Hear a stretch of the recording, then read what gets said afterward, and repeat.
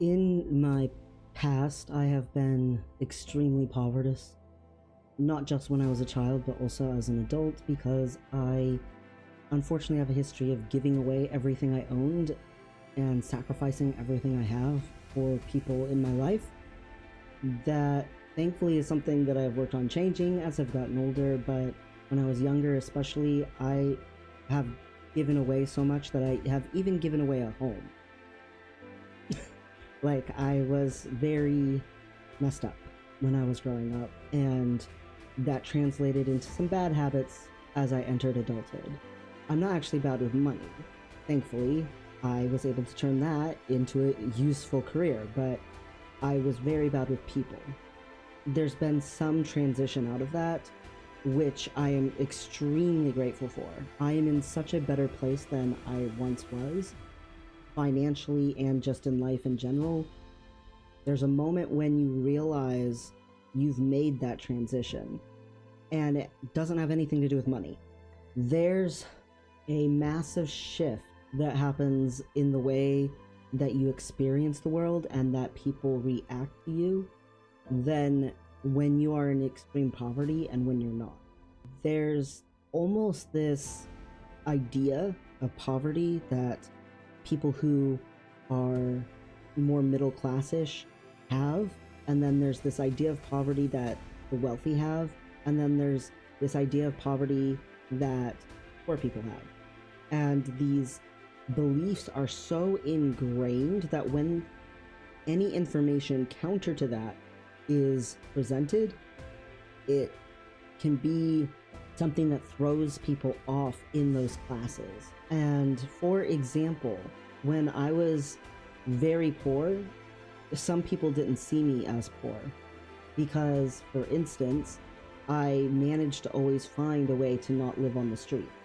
And so when I would be around really wealthy people, they didn't think of me as poor at all because I wasn't homeless. So obviously I'm some sort of middle class. And they don't really have any other way to differentiate. In their mind, what they see as a middle class person is probably something close to what is shown on television. Oh, you have a 2-story house with a bunch of kids and a dog and a yard, and you know, it's fine. It's suburban. Suburbia is middle class to a rich person, when in actuality that's not true at all. That's rich people. When you're poor and you're living in a ghetto, or you're living in a garage, or whatever it is, you are, you know, having a bullet go through your front window, and you can't afford to fix the window, so you just stick tape over the hole and just leave it like that for years. We literally have done that before in my life.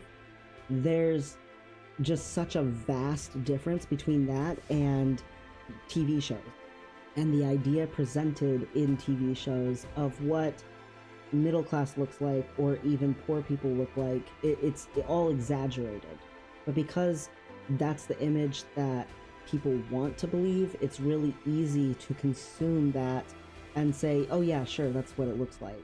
So even though I was poor, when I would end up around rich people, because weirdly throughout my life, despite at times in my life having a net worth of less than $3,000, I was around multimillionaires. There was such a shock sometimes, a discomfort, because I would just be hanging around and they'd be like, oh, haha, your shirt has this logo. And I'd be like, yeah, I got given it from this. Most of my clothes are hand-me-downs. And they would suddenly just pause and look at me and be confused and be like, wait, what? You can't afford to buy your own clothes? How is that possible? Like, I could almost see the wheels turning in their head of what? I remember I was talking with some group of friends or whatever, and we were all hanging out at a tea shop. One of them bought me the tea. I couldn't afford to buy my own tea, and she knew it going in and offered to pay. That's why I could go. And she apparently hadn't thought about what that meant. She knew I couldn't afford my own tea. Somehow the conversation got to the point of food purchasing and how bad food is in America Almost all of the food travels from really far distances and is not actually ripe when we eat it, and it's bland, and we don't use enough salt and seasonings, and we were talking about different things like this and ways to mitigate that. And I brought up, oh, I go to the farmer's market, and one of them was like, oh yeah, the farmer's market, you at least get local produce, so at least it's more likely to be ripe. And I was like, yeah, and it's really good for when you have food stamps. You get $2 for every dollar of food stamps, so then it helps you extend to how far the groceries can go at the farmer's market, because stuff can be expensive, but you can still get quality food. And I realized I needed to stop talking, because not only were the other people just staring at me in that way of, what? You're using food stamps? The person who had come with me and bought me the tea was looking at me like, oh, put two and two together. You can't afford to buy your own tea, so obviously, of course, you would be on food stamps. And of course, you would need to figure out ways to make the food stamps extend further. Oh, like, just, it's really hard to make people uncomfortable with the realization of what poor actually looks like. I've had people before complain about welfare queens and welfare babies and blah blah blah, and I'm like, every single time, ready to tell them when they say stuff like that, do you have any idea how many hours you have to sit around at the Department of Human Services office? Do you have any idea how long the phone call is for your reviews and mid-certification reviews for your food stamps, let alone for stuff like Medicaid or, trying to actually get some sort of money? Do you know how long the waiting list is for housing and Section 8? Do you know how long it takes to get into the doctors when you're on Medicaid, because the only doctors available are ones that are overloaded? I remember I had a friend who had a doctor, and they could just call the doctor if they had a problem, and the doctor would see them like next day. And when they met me and they realized it took 2 months for me to get into an appointment with my doctor, they were like, oh, what? That's the thing? It was very difficult for them to understand the lived expectations for being poor versus the idea or the concept that they had of being poor. And they had such a strong reaction. Like, it's so overwhelming for them to even consider it, that they just quietly nod or be like, oh, I can't imagine, or whatever. They say something, maybe. A lot of times they don't even say anything, and they just wait for the subject to change or for you to stop talking, because they're so completely uncomfortable. And when you get to a certain point where you're not saying things like that anymore, and you don't have to be as worried about making social faux pas simply because you were in a state of poverty, it is so noticeable how socially more acceptable you are to the people you're stepping into a class with. That has nothing to do with money. Being able to actually have a conversation with someone without feeling like you're walking on thin ice, without feeling like you're going to step on an eggshell, is huge. The stress levels, the change in the social dynamic as you shift from extreme poverty into a more quality of life or livable standard. And to be clear, I am not rich. I am just not living the way I used to live. I'm not on the verge of homelessness. So let's be clear. I haven't stepped into super rich land, although I do still, to this day, end up hanging out with a bunch of multimillionaires. I don't know how that keeps happening, but it does. Anyway, the point is, I understand a massive barrier when you're poor is just the way that you're perceived and the way that you socially can interact with other people. How complicated that can be. And the complication reduces as you are able to step more into a different class. The middle class views poor people as leeches. And I'm not a leech. I'm a pretty hard worker. And I also refuse to mooch off people to the best of my ability. I always try to do trades. So when I would tell people, oh, my rent is, only a few $100s a month, they'd be like, what? Wow, how did you get into a place that's that cheap? And then I would explain, oh, I work. I do all the household chores. I am essentially a servant. Every single day of my life is at the whim of my roommate. And then they would just get really uncomfortable, really surprised, really where they're struggling to process that idea, the concept. And they'd be like, well, you should just have boundaries. And I'm like, I can't afford to have boundaries. Like, if they want me to be at their beck and call, even at 4 in the morning, I will be at their beck and call because I can't afford to have higher rent. Just me saying things like that would be so strange to them. So while the super wealthy doesn't consider someone to be out of the middle class until maybe they're in the street, homeless, and that's the people who need the charity, the third world country people. The middle class people view poorness as a character flaw, as a deficit. It's almost offensive to them personally. They feel like they're the ones who have to foot the bill for the poor person who can't do anything for themselves. How dare they be a drain on society? And so when they realize they've been interacting with someone who's poor and that poor person is actually working really hard, it bothers them. And they're always like surprised at creative solutions that you kind of have to come up with when you're in survival mode. But necessity is the birthplace of ingenuity. My father always used to say that. Just what you gotta do is what you gotta do. It doesn't matter how you feel about it, you do it anyway, because you have to. There's not a second option. And I think that's the other thing that really, really is just huge about class change. When you get to the point where you realize you have options, you're not trapped. You're not in a constant state of being stuck. When you attempt to climb a stair and don't hit a wall, when you attempt to take a leap and you don't hit a ceiling, there's this crazy sense of relief, deep gratitude when you step into the realization that, oh, I'm not like the majority of Americans. I mean, statistics show most people can't handle a $400 emergency, and I could. I wouldn't have to choose between rent or going to that person's funeral. I wouldn't have to choose between going to get this medication that I actually need, or I can't afford that medication because I wouldn't be able to drive to work. There's options.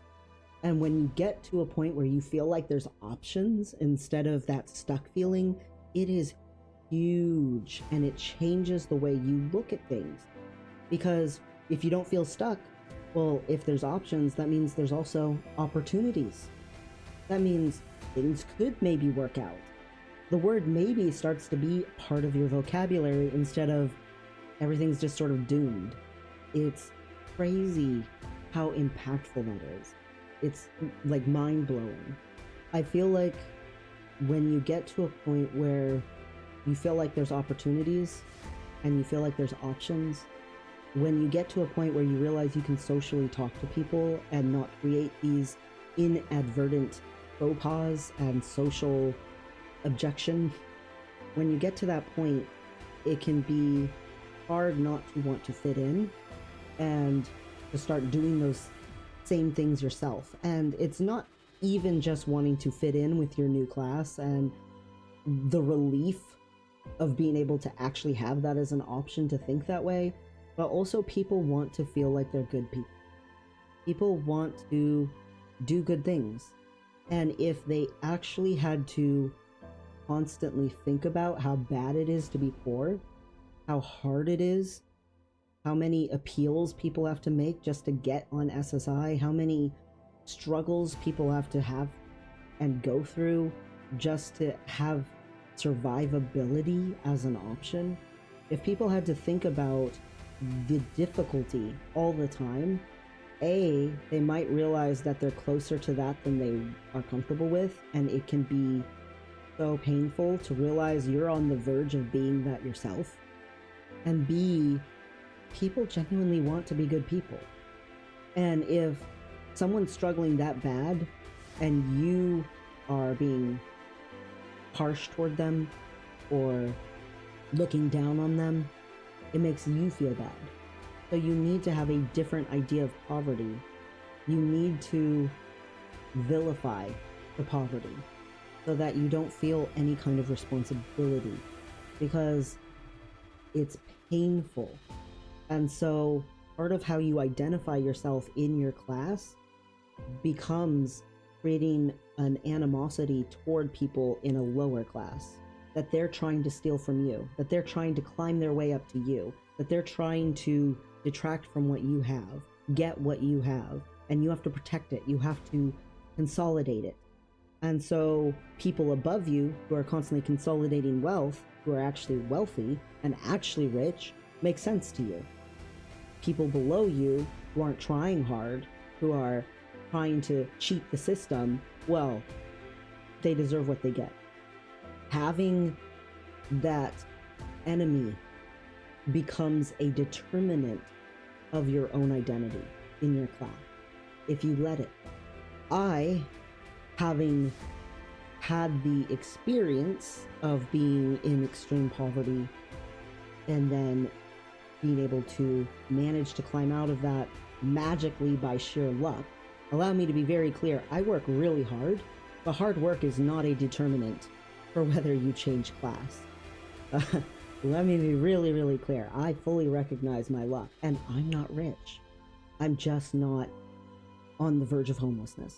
And I still, having experienced it, can say I go out of my way to make sure that as much as I'm around multimillionaires sometimes, and that impresses people and interests people, I also stay around super poor people and impoverished people.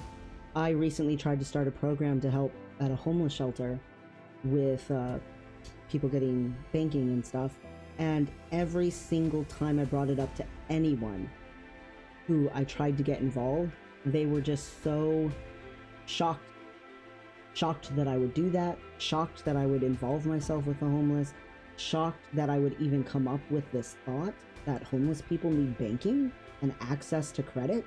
The idea was so completely shocking to them, and they were shocked that I would come to them about it, and they would begrudgingly say, sure, I guess, yeah, because they don't want to be a bad person.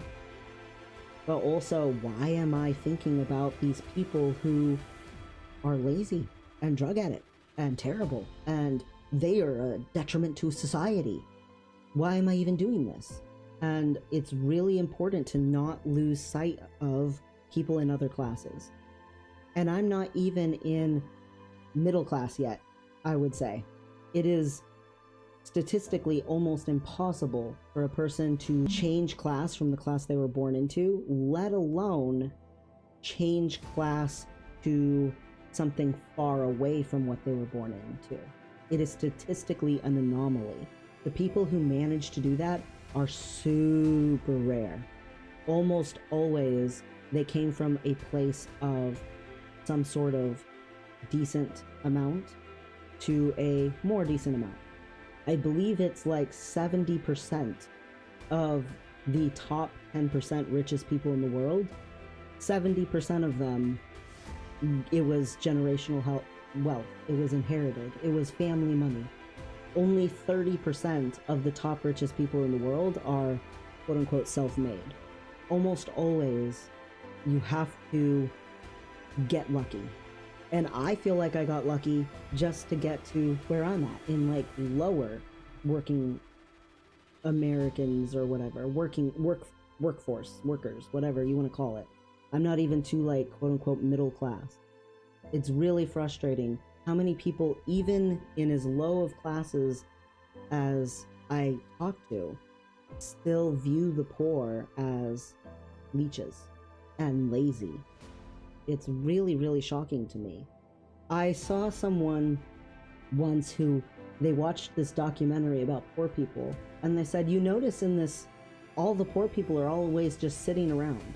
They're always sitting on a couch or, laying on a mat on the floor or whatever it is. If they would get up and do something, they probably would be a lot better off. But they're always just laying around. I was like, dude, they're hungry. They don't have a ton of energy. They're depressed. They're emotionally broken. It's really hard to get up and do something. It's really hard to just go accomplish something when your blood sugar is super low, your stomach is just an empty hole, your brain is filled with a fog, and you're so depressed you can hardly even notice reality. Yeah, it's bad for them.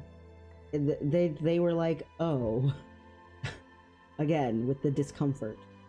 It's so apparent to me that there's a vision, an image, an ideology about classism that really is difficult for people to navigate away from. But if we can somehow cross those barriers, recognize that the stuff we see is not indicative of what actually is true, if we can familiarize ourselves with the sheer volume of work it takes, unpaid hours it takes to go to job interview after job interview, how difficult it is to learn about something when you grew up with really poor, bad education and you were not gifted the option of good education.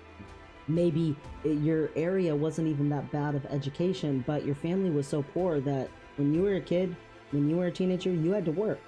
I did. When I was a kid, I had to work. That's shocking to people. What? You have to work as a child? There's child labor laws. But if your family can't afford you, you have to try to afford yourself. That's not really a thing that can be worked around in the current system. There are families where the kids have to work, and people don't like to think about it. They want to think every kid's going to school, every kid's going to extracurricular activities. How many people get like a yearbook at the end of the school year, or they get their pictures from school and then don't think about the kids who will never know what that feels like because their family's too poor. There's no way they could afford a yearbook. There is no way they could afford a jacket from the school or something with the logo on it or school pictures. You don't want to think about it because you don't want to be a bad person. But if we can recognize that it's a classism issue, it's not an individual person issue unless you make it one. In reality, it's the systems that we have in place, both financially and socially, that keep people trapped and make it so difficult for people to get untrapped. It is remarkable just how much easier it is to live now than how it was to live even 10 years ago for me personally. I don't ever want to forget. I don't ever want to lose sight of that because I can see the allure of doing so, and I don't want to be part of the problem. I want to be part of the solution. We're all humans. We all have humanity. We all deserve to be treated with dignity and not have disclaimers or assumptions attached to us, judgments, and being demonized just for existing. People should be allowed to exist. And there's a big difference between that and people being allowed to stomp on other people as part of their existence. Basic human needs matter. It's really difficult to recognize just how hard of a concept that is in certain classes.